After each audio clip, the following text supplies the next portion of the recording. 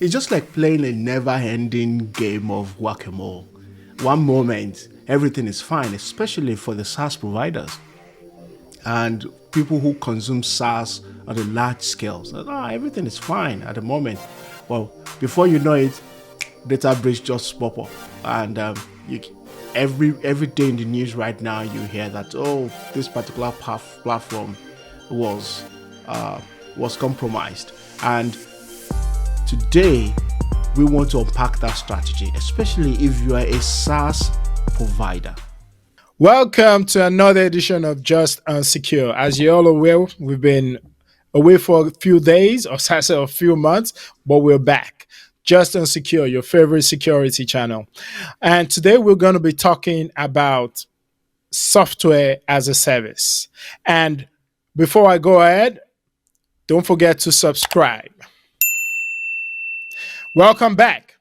Today, we're going to be talking about software as a service. And before I go ahead, let me introduce you to my co-host, the amazing co-host. OO is in the building. So, welcome back. Absolutely. It's been a while. And we're happy to be back to bring it up. It took some time out and we miss all of you guys. So we're back to give you more security topics and exciting news and trends in the industry. Yeah. And as Babz said, we're talking about SaaS security today. Perfect. I think it's a brilliant topic to actually come back onto the scene with. Like, everybody is getting into SaaS. So maybe we should start with the definition. SaaS. Let you kick it off. What does SaaS mean to you?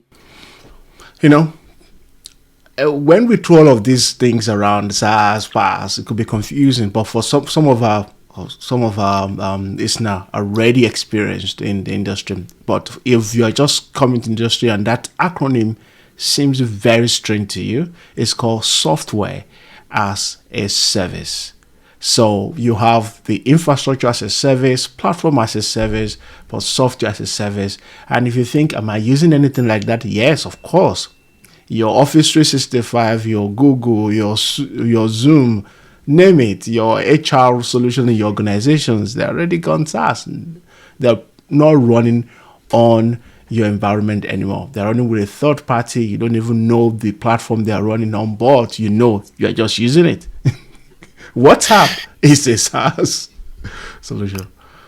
Yeah, and for me, the way I look at it, and I'll come from why do most people want to use SaaS? Because when you think of every application we use in our day-to-day lives, like you said, the Zoom, the WhatsApp, as long from an IT or from a technical perspective, as long as you're not hosting it and it's in the cloud, you are deemed to have a software that is brought to you as a service because you're saving everything, you're using everything. You don't have to worry about the security. You don't have to worry about the scalability or the cost, maybe cost effectiveness, depending on the industry you're in. But the whole point of SaaS is for you to be very flexible, very easy to deploy, and to a certain degree, cost effective. Absolutely.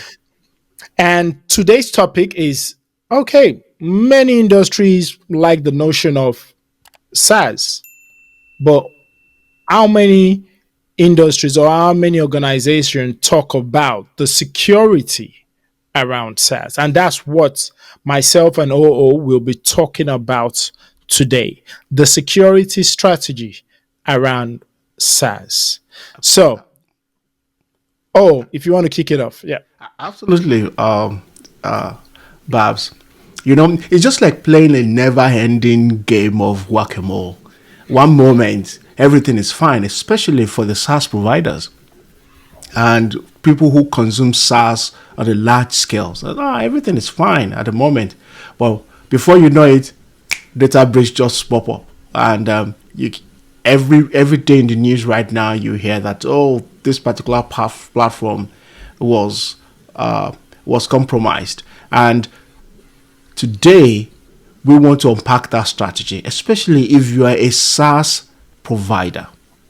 If your organization is a SaaS provider, we want to be able to talk to you about how can you secure your SaaS environment. And if you're a user as well as a company, or you are an IT administrator, or you are an IT professional, or you are a security professional who has been charged to secure the organizational use of SaaS environment, listen in today. We want to give you a valuable insight for how to secure our SaaS environment. Yeah, moving on from that, well, not actually moving on from the topic. It's already projected like the SaaS industry, or should I say the ecosystem, will be worth almost $143 billion by end of 2023. No, sorry, 2025, if I'm not mistaken. It's a huge industry. And I think looking at the threats and the way to ensure we secure SaaS is one of the key areas we need to discuss today. I'm just going to jump straight into it and talk about one key area I find as a strategy, or should I say, a focus area that everyone that is going into SaaS should look at. I always start with the one we talked about mostly in most of our session, misconfiguration.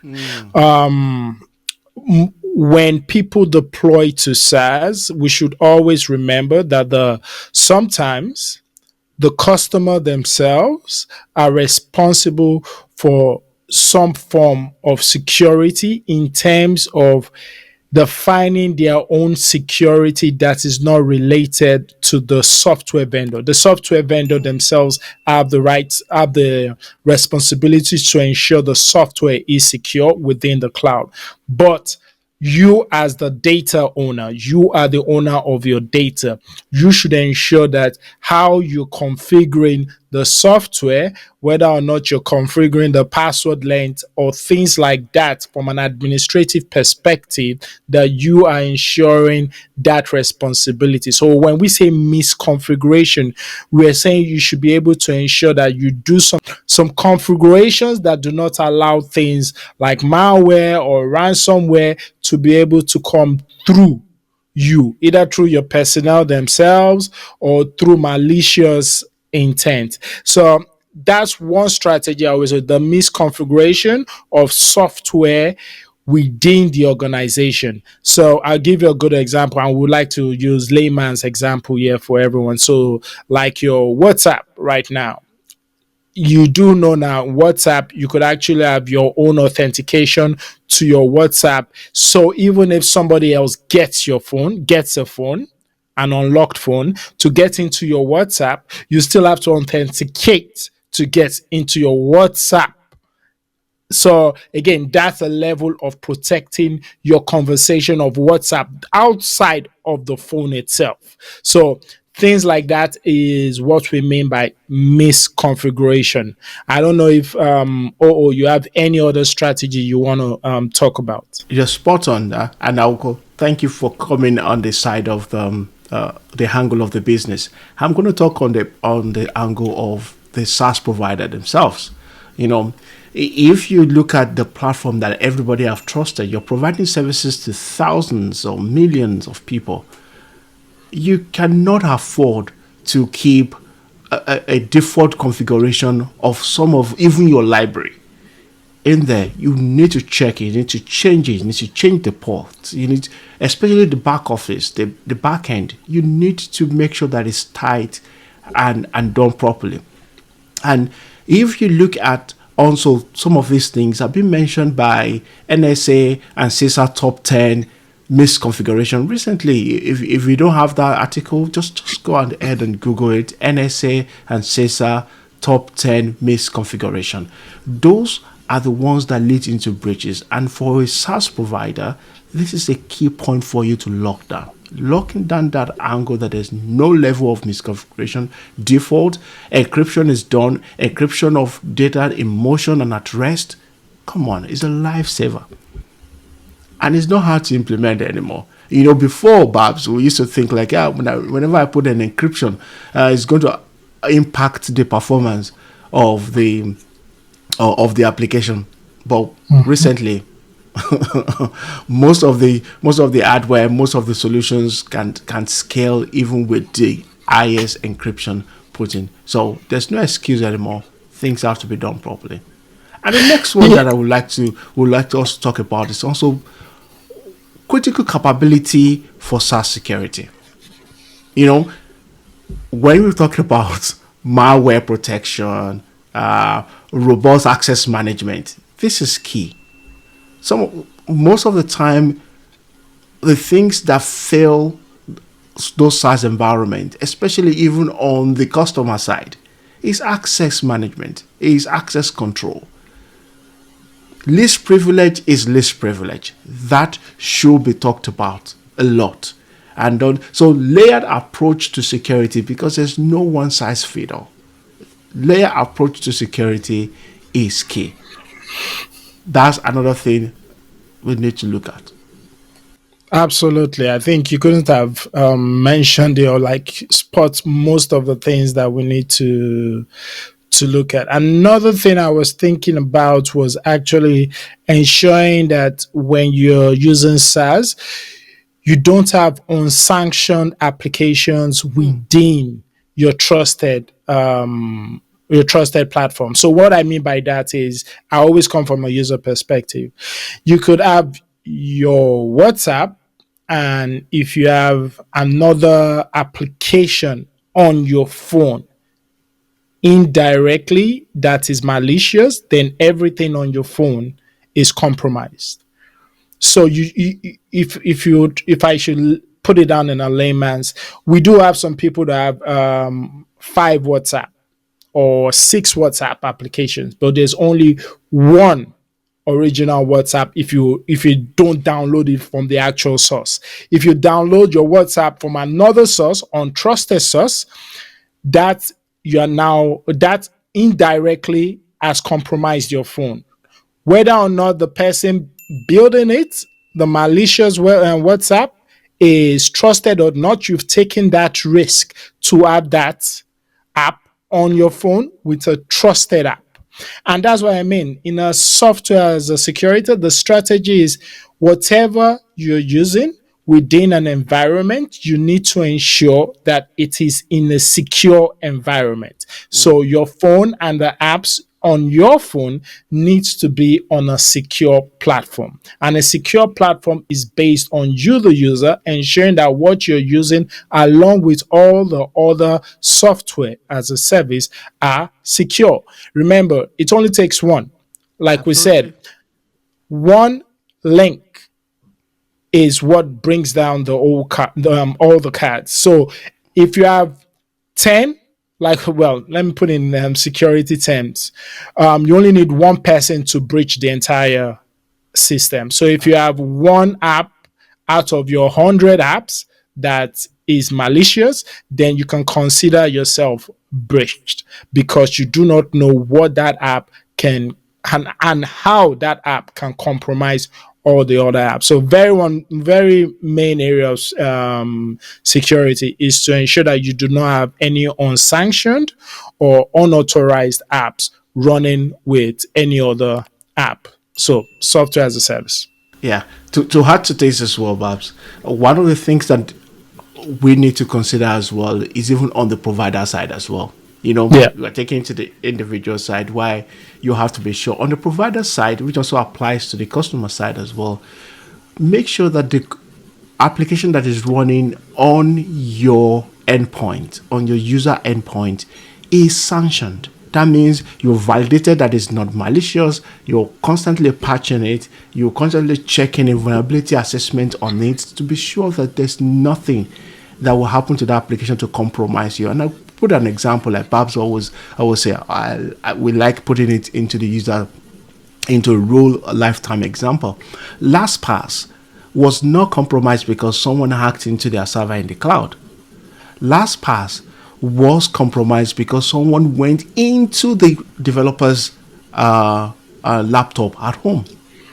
That means that it was targeted. It wasn't an easy thing. It was targeted, and they used another app to actually compromise and take some of the codes from that particular environment to hack the main LastPass environment. So this is critical, and this is what we need to look at. Like any application that is installed, despite as a front-end programmer or is our users that are working remotely or in our office, it doesn't matter.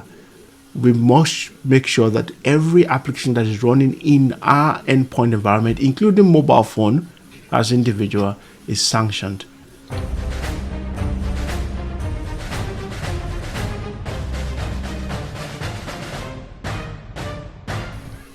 Another one is interconnectivity. Oh, come on. I know Babz was like, yeah, the interconnectivity is something that is always there. And SaaS is one of the things that actually plays a lot of role on that. Whether you have API calls into other application, whether now it, every organization have one automation or the other. So you connect from one dance system to the other. How have you sanctioned such an environment as well? How are you even managing that? I don't know if you have any input into that, Babs. Um, that I, for me, managing inter connectiveness of SaaS application, I think again, like we said, is similar to what was earlier said. Ensuring, if you're looking at it from the service provider, ensuring that any integration of any other solution in the main solution does not compromise. And you've gotten well-known security breaches that are being done by third-party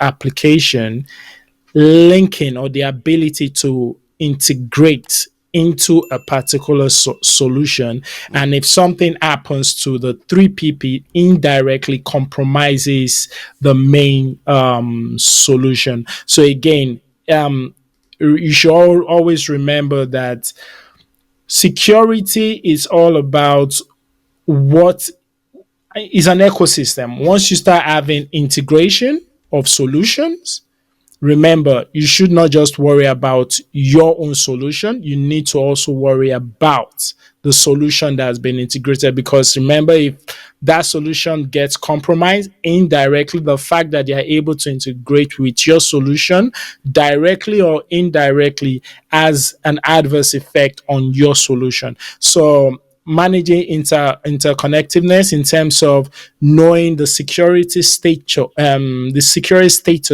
of every other 3PP, which is third party product that can integrate into your solution, is also key from a software as a service security strategy. Absolutely, Babs. I think you nailed it. One of the things that we always talk about as well is to know which of the application as well is the list of application that is already using your environment. And there's this saying that we always have: simplicity. Complexity is the enemy of security. So make it as simple as possible to be able to identify those and remove any unnecessary integration. Business might want to have so many things, but you need to come at it at a risk level to say, I've risk assessed this. Is this actually needed? The kind of exposure that it's going to give to our application, the kind of compromise that we can get from this third party, should we even integrate it at all? Despite the fact that it's nice to have. Yeah, that's and okay, yeah, something just popped to my mind as well. Another area which I think is we need to also ensure there are tools for addressing SaaS security issues. And I think for service providers, they should be, I think, some main issue which we didn't talk about, which is something for the service provider, is to be able to ensure the identity of everyone. So authentication of everyone that uses the SaaS. And the main area when it comes to login or auditing, these are the areas for tools, and that is where software as a service security needs to focus on tools to be able to say, okay, like your cloud access service brokers, like your auditing tools, like your vulnerability management tools. All those are things that software as a service from a security, because again, they are the providers, must take into account.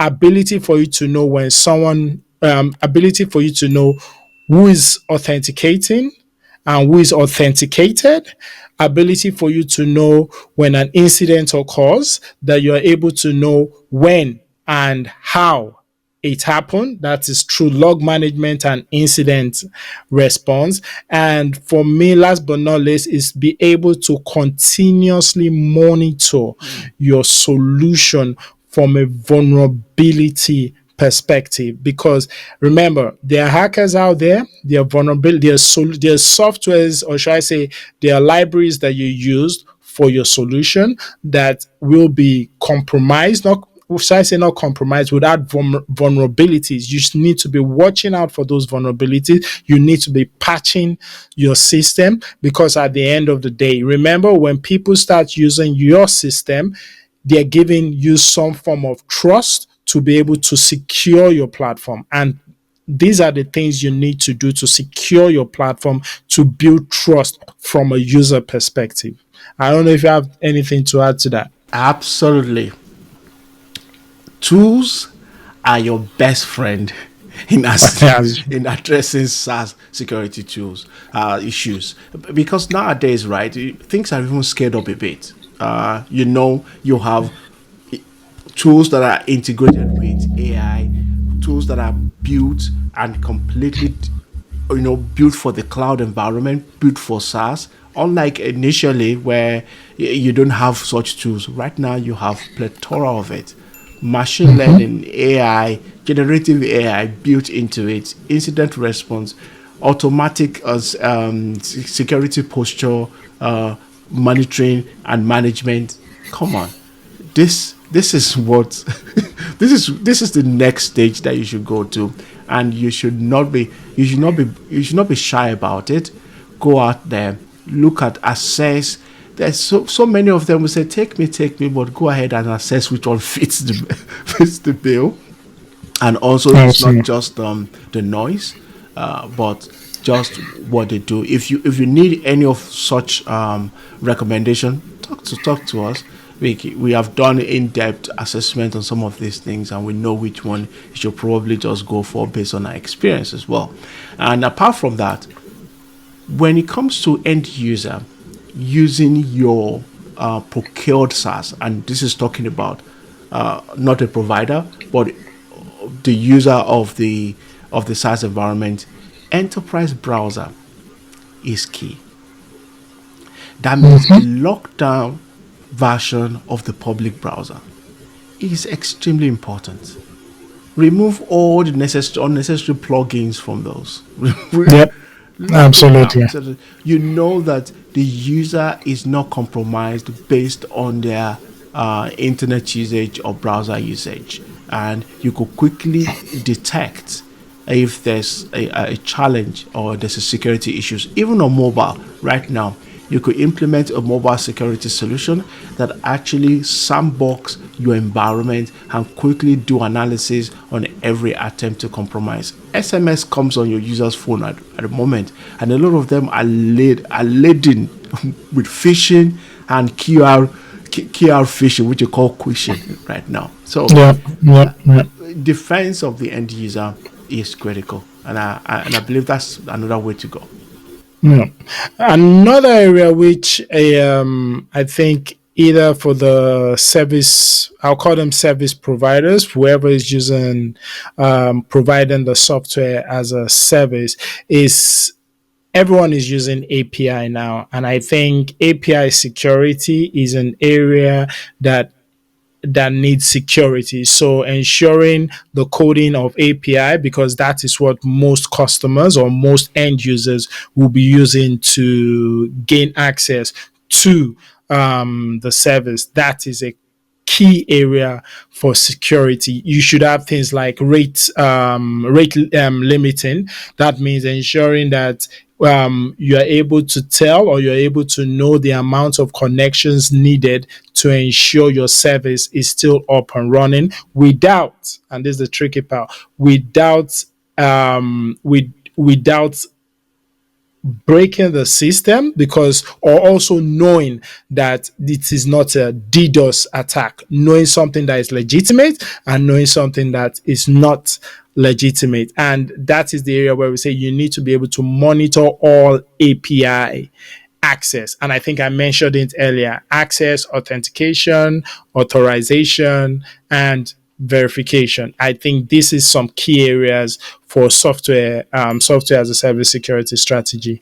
Any other one that comes to your mind? Oh, Absolutely. For now, there's nothing that we've not even touched at the moment.